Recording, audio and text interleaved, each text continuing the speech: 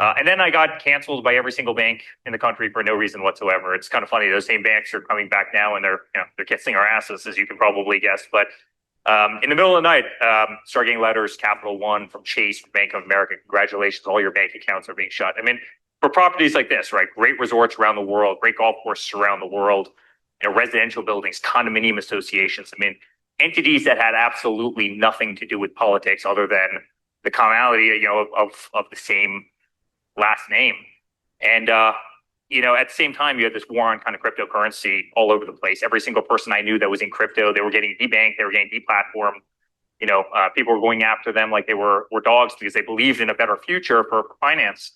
And you know what they say? They say kind of the enemy of your enemy is kind of becomes your friend. And this community became our closest friends. And, the more I got to know the people, the more brilliant I realized they were on every facet kind of this crypto journey. Certainly on the what I really consider the hard asset side, which is clearly the Bitcoin side, certainly on the DeFi side, the CeFi side, the stablecoin side. And I fell into a world and I absolutely love it. I'd say right now I probably spend over 50% of my time in crypto. And this is coming from a guy who's building 25 projects around the world and, knows the hotel game and knows the golf. Hey, what's going up, Bull Runners? Welcome back to the channel. Ryan Huggins here. What if the crypto market is about to get a game-changing upgrade, but you're missing the key moves that could shape your investment? From a major US crypto bill racing toward the president's desks to a hidden signal that XRP might be ready to explode. Today's news could change everything. Stick around because these updates are moving fast and you don't want to be left behind. Plus, we'll be jumping over to X to find out all the breaking news that's happening in the crypto world today. Plus, we'll be heading over to CryptoQuant to check on the supply shock. Is it really happening for Bitcoin, Ethereum, and we'll check XRP. We're also going to stop by Forex Factory and find out all the red folder news that you need to know about the rest of this week. We're going to dive a little deeper. Is the banking lobby going to ruin the Genius Act? Well, we know Senator Loomis is trying to get it passed by 2026. And is XRP about to rally hard? The metric nailed the top, says the bottom is in. Plus, we will be jumping into the charts over on TradingView. Is my outlook as bullish as the analyst that we just spoke of? Well, we're going to be taking a look at the important support and resistance levels that you need to know about coming up shortly. Plus, we're going to be looking at the long-term and short-term momentum waves. First things first, let's head over to CoinMarketCap, check out the overall health of the crypto market today. As you can see, we are trading at 3.88 trillion, which is up 2.15% today. But we are still struggling to get back above the 4 trillion after we rejected right at the $4.2 trillion market cap. Fear and Greed Index is in the neutral zone at 50. Altcoin season going sideways at 43 out of 100. Bitcoin dominance also not moving, 58.6% as of now. Checking on the Bitcoin ETFs, unfortunately not doing so hot this week. $654 million worth of outflows, $9 million of outflows today. Yesterday, $523 million worth of outflows. Taking a look at Ethereum, also not doing so well this week. As we can see, $609 million to the downside after last week, the largest inflows ever recorded for Ethereum into the ETFs, $2.8 billion. Heading over to Forex Factory, the major news that came out today was the FOMC meetings were released. And we got Ash Crypto over on X with a quick synopsis, too long, didn't read. FOMC minutes are out. Fed thinks that inflation risks are definitely higher than the unemployment risk right now. And it also thinks tariffs impact could take some time. So as you know, a lot of the Federal Reserve members think that the tariffs are going to destroy us as far as inflation long term. They're not seeing it as impactful so early as they thought, but they are projecting in the future that it may still impact us. This is not bullish language from them. So as we all know, a lot of people were hoping that potentially this September there'd be a rate cut, but there's now talks that tomorrow, Friday, there may be a rate cut. He goes on to say, let's wait for Friday's speech for more clarity. On Friday, Fed Chair Powell will be speaking at the Jackson Hole Symposium, and he's going to be hanging out with all of his big fat banker friends, and they're going to dictate how our financial future is going to unfold. On Thursday, we do have the unemployment claims coming out, 226 projected for the forecast. If it's a better number than that, we could see a great rally in the markets. Over here at CryptoQuant, we're looking at the Bitcoin exchange reserve. So meaning all of the crypto, all of the Bitcoins that are stored on exchanges right now, we're looking at all exchanges. And as of the last report, as we can see down here, it is getting very low. Exchanges are holding very minimal amounts of Bitcoin in their reserves. There is a total of 2,534,000 Bitcoin that people can buy directly from exchanges. And as we take a look at Ethereum, same scenario here. You can see that the actual exchange balance was dropping, started to rally a little bit during this pullback that we had suffered for so long. Now that ETH is finally starting to make its way back up, we are seeing right here current reserves on the very last date that we can get here, August 19th, current reserves, 18,487,000 Ethereum on reserves, while the price is at $4,075. Now, when we take a look at XRP, we are not seeing that as the case. So unfortunately, we cannot see all exchanges at once on CryptoQuant, so you have to kind of filter through them one by one. So as we can see here, Binance, they're doing really well as far as existing XRP tokens. They're sitting at 2.8 billion, almost 2.9 billion tokens just on Binance. BitGet, however, a major exchange, has recently had a crazy dump to the downside of their XRP.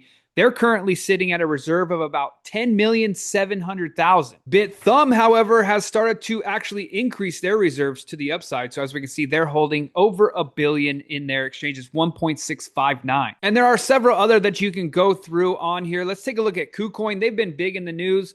As you can see, a lot of people on KuCoin have been acquiring XRP. It looks like we've gone stagnant here as of recently. So they're currently holding 78,782,000. So yes, we are seeing supply shock from Bitcoin and Ethereum. XRP not experiencing that at all. That doesn't mean that it can't happen, but right now, just one exchange, which being Binance, currently holds over 2.89 billion worth of XRP tokens in their exchange. They're doing just fine. And that leads me back over to X.com and a huge report. Speaking of Binance, Binance today reaches a new all-time high of over $880. This is just out of the blue. I wasn't even tracking BNB for quite some time. This is massive. They are making huge moves in the crypto space. As you saw in the beginning of the video, Eric Trump was speaking at the Wyoming Blockchain Summit, says that he spends over 50% of my time in the crypto. Let me know down in the comments section. I definitely spend 50% of my time in crypto as well. Do you have something else going on in your life that's more important? I hope you do, because if you're a crypto degenerate, it can be very stressful. And before we get into the article, I want to let you know Ollie Charts over on X says XRP looks ready to bounce after perfectly timing the top. The signal now says to buy. And this is what he meant by the top, when price did reach up here to these highs as of recently. This is the 9-hour chart that he's working on. It did double top up here, but it did take quite a significant dive to the downside. Have you built a crypto portfolio over $1 million but want to access your wealth without selling any of your coins? Well, imagine unlocking up to 85% of your portfolio's value to fund ventures like real estate, to buy other projects in the crypto space that are undervalued compared to the projects that you currently hold, or to diversify into different DeFi yield opportunities. That way you can live on the interest without selling any of your crypto. Well, we've partnered with a leading global office offering non-recourse crypto loans for investors with portfolios starting at $1 million. The same company that is trusted by the world's largest institutions and investors, because as you already know, the billionaires don't sell their crypto, they borrow against it. So if you're ready to unlock up to 85% of your portfolio's value without selling any of your coins, and you have a portfolio with at least $1 million, then email us at team@bullrunners.com. You're going to see our email contact in the description below, and we'll get you connected with the company that has helped clients like ours north of $100 million borrow against their crypto without selling any of it. So reach out to start a conversation with our team right now at team@bullrunners.com, and we'll talk to you soon. Now, as you saw in the ETF report, BlackRock, Fidelity, and other ETFs have sold $422 million worth of Ethereum. More than that, actually, after we saw the report. A lot of people are starting to freak out thinking that this bull run is officially over. We got Quentin048.eth says, so you're telling me that 124,000 was the top, while 0 of the 30 bull market peak indicators flashed. And that is still true. None of these indicators have flashed that we've hit any sort of peak at all. Now, there is a crazy uproar at the Federal Reserve. We do know the Federal Reserve is meeting in Wyoming at the Jackson Hole Symposium. And at the same exact time, Federal Reserve Governor Lisa Cook just got referred to the DOJ for apparently doing mortgage fraud. So lots of mortgage fraud going up with these higher ups, isn't there? And just in $8 trillion, Morgan Stanley says the Federal Reserve will not cut interest rates at all this year. So there's rumors that it's going to be cut tomorrow, or not tomorrow, Friday. There's rumors that it's going to be cut in September. There's bets on the betting market saying September for sure. But Morgan Stanley thinks that it's not going to happen. Coin Bureau also posting his update on the Fed minutes that did come out, says that they supported holding rates steady, and without weak payroll data, a September rate cut might not be considered. On some positive news for the crypto markets, we do have $1 billion worth of USDT being minted at the USDT Treasury. And as you know, whenever there's USDT minted at the Treasury, Bitcoin go up. Here's another post from Ash Crypto. He's been hot on X today. Wall Street is predicting that a rate cut will be announced at the Jackson Hole Summit on Friday. I don't know about that one. But the Fed Watch Tool odds are now at 83% of a rate cut in September. And it was actually all the way up to 103%. So that is not great. Another Federal Reserve update. Federal Reserve Governor Waller says stablecoins and other cryptocurrencies are part of a payments revolution. Now, there's been a lot of talk about the potential 51% Bitcoin attack. As of recently, the 51% attack against Monero has been coming into play. There hasn't been an actual attack on Monero just yet, but there is a 51% mining overrun being taken on by a company. They now have over 51% of the mining capacity for Monero. A lot of people have been talking about this is very, very close to happening for Bitcoin because two major Bitcoin miners actually run nearly 51% of all the hash power. And then David Schwartz here chimes in on this. He says, you think it's particularly hard for the NSA or the government of China to do a 51% attack on Bitcoin? All it takes is money, and they can short Bitcoin to cover some of those costs. And this was all the way back in April of 2018. And the consequences are radically different. It's not clear how Bitcoin recovers if this happens. You can't just change proof of work algorithm. It's very clear how XRP recovers. You can just change the validators. Coin Bureau also posting Swift to choose Ripple or Hedera. Vanir Assets reports that Swift is working to bridge traditional finance with blockchain, highlighting XRP and HBAR as leading contenders in the global payment space. And bullish news for Bullish and also Ripple. Bullish has arranged to receive $1.15 billion of proceeds from its recently completed IPO, initial public offering, in stablecoins, which represents a historic step in the use of stablecoins in an initial public offering in the United States. And Ripple says, congratulations to Bullish on a successful IPO. A portion of the IPO proceeds were settled in RLUSD, minted on the XRP ledger. And this is the first public listing to bring the settlement process on chain and sets a precedent for how stablecoins can shape future listings. So congratulations to Bullish and also Ripple. And speaking of Ripple, let's jump into XRP's potential for a rally. After losing 20% of its value following the July all-time high, the third largest crypto in the world could be on the verge of another potential price revival. The same metric that predicted its downfall now flashes a buy signal, according to Ali Martinez, who said XRP looks ready to bounce. And as we see, and we saw this on X, his indicator on the one signal is a sell signal, meaning it's time for price to potentially be going down. And sure enough, we did have quite the crazy drop, and we'll get into the charts here in a moment.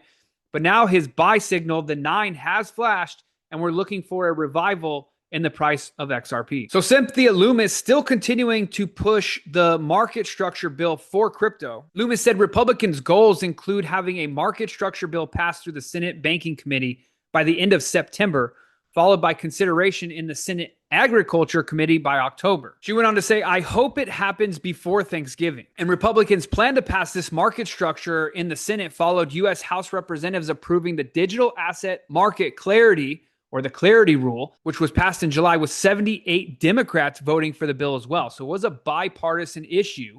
Loomis, on other Senate Republicans, suggested their version of the legislation, tentatively titled Responsible Financial Innovation Act, would build on top of the Clarity Act. And if you remember, the Clarity Act was one of 3 legislation pieces passed in the House by the Republicans during July's crypto week. In addition to the market structure bill, House approved the Genius Act to regulate payment stablecoins and anti-CBDC Surveillance State Act.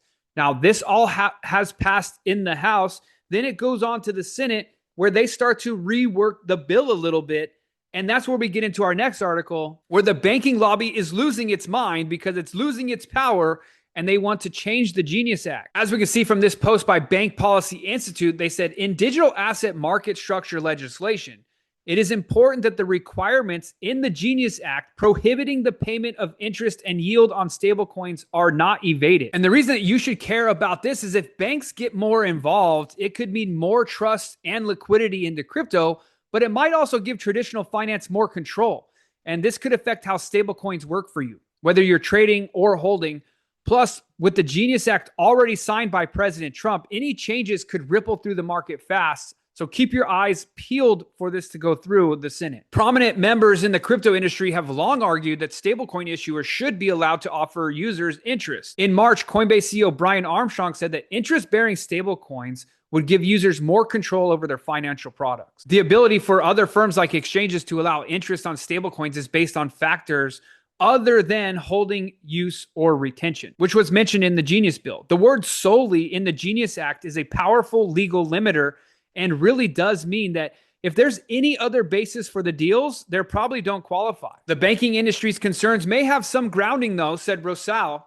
The banking lobby's strongest argument is that allowing stablecoin issuers to pay interest risks would create unregulated shadow banks, threatening financial stability and consumer safety.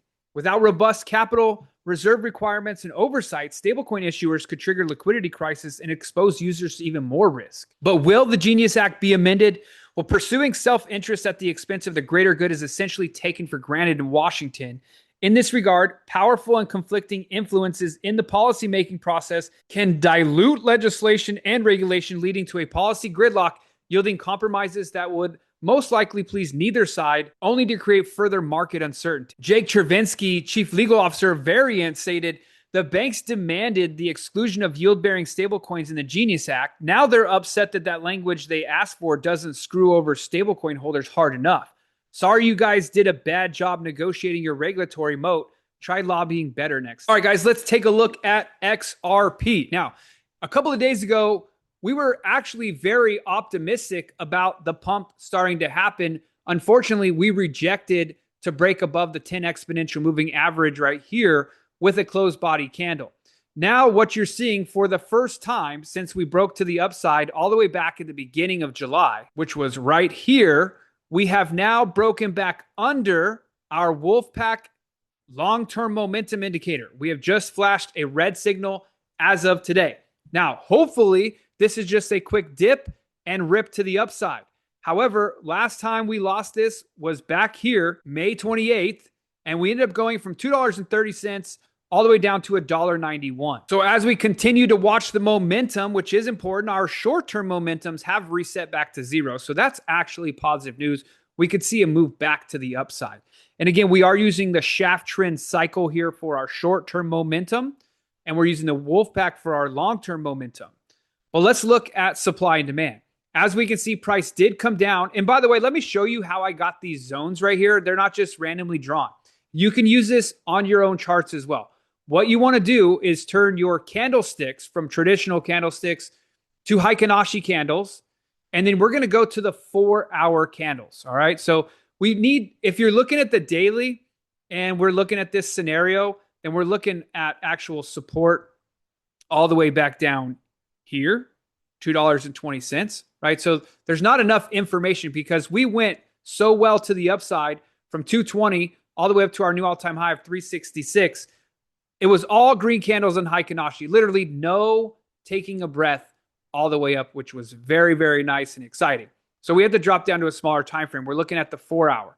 So as we can see, price moved up green, and then it came back with a red pullback here. We used the final red candle and we box it off. And we use the magnet so we get exactly that candle.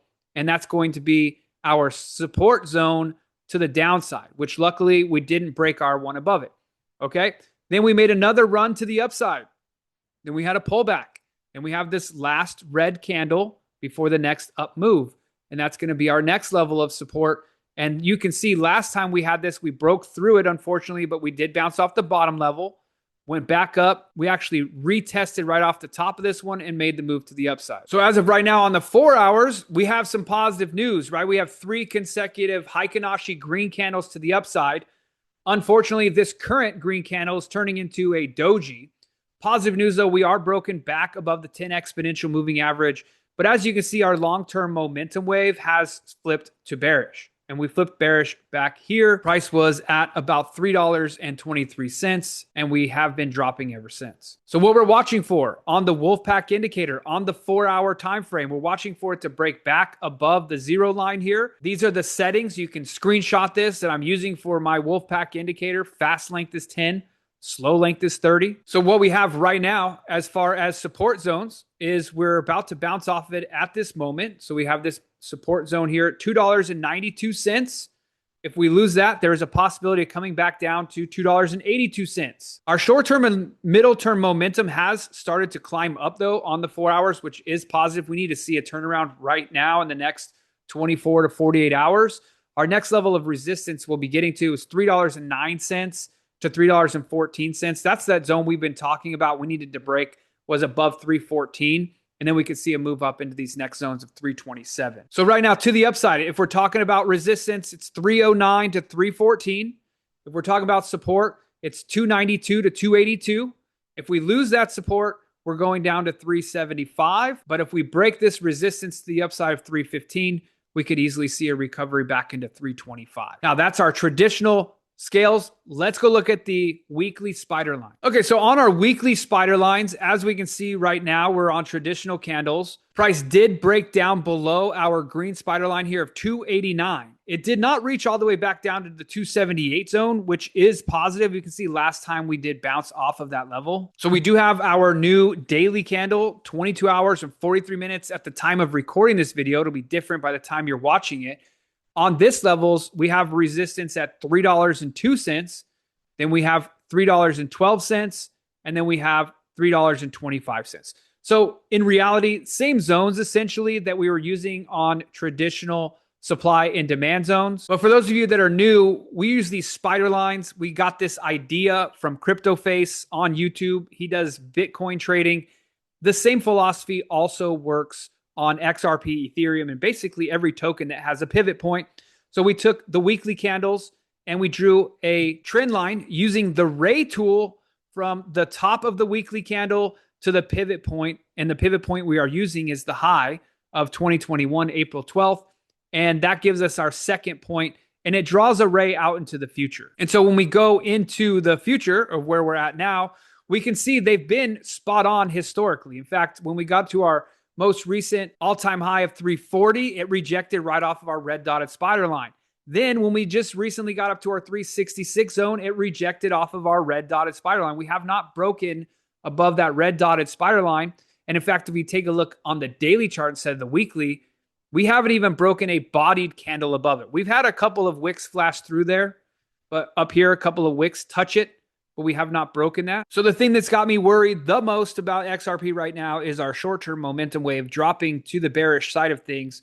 We are bottomed out here. We'll pay attention closely, see if we can get some volume to the upside to start the recovery. Looking at Bitcoin, we're experiencing the same scenario here. Bitcoin also breaking below its long-term momentum on the daily charts. But look, this is what I'm talking about right here. Last time Bitcoin did this, it broke down below and it had a dip and rip to the upside, which ended up playing out really well for Bitcoin. Price broke down below, recovered here, and the day that it broke above, price was at 105, and that's when it rallied all the way up to 122. However, when we take a look at Ethereum, we can see Ethereum on the daily charts. It did a dip below. It actually stayed there for about a week and a half before breaking back to the upside for it. And it also ripped hard to the upside. After breaking above the zero line on the Wolfpack indicator, when price was sitting here at $2,466, then making its run all the way up to $4,753, which was an 84% run and $2,173 move to the upside. Hey, bull runners, check this out. If you want to learn how to find the next 10x, 50x, or even 100x altcoin in this video, listen to this. Our research team posted GOAT on the 13th of October of 2024 when it was right at a penny, and since then it rallied to over $1 and is currently still up over 5,000%. That's like turning $1,000 into over $50,000. Our team called Pendle at only a $16 million market cap, or 16 cents, back on February 18th of 2023, all the way back here, and since then it's rallied up over 4,000%. That's a 40x. It's like turning $1,000 into over $40,000. Our team also called BitTensor Tau September 15th, 2022, before the token was ever even launched. And since then, Tau has rallied over 2,000%. That's a 20x. Our team even said Solana is most likely to be one of the easiest trades next year, and this was posted December 29th, 2022, on the day that Solana bottomed out at around $8. And since then, Solana looks like it's up over 2,500%. That's a 25x. It's like turning $1,000 into over $25,000. And the bull run is just getting started. The list goes on and on and on. Our team called Sui, Ondo, and even some of the biggest cult-based meme coins like MOG back in July 20th of 2023, the day that MOG launched. So if you want to learn how our team is finding these altcoins before they explode, we just launched Altcoin Pro University, where our research team gives you real-time altcoin picks with explosive potential for this bull run, along with 100+ expert curated classes crafted by industry experts to discover these gems yourself, on top of our live weekly calls every single week for in-depth crypto market analysis and daily updates. And that's just a fraction of what we offer inside of Altcoin Pro University. Just go through the link in the description below, get in right now, watch the 26-minute video covering everything that Altcoin Pro University offers,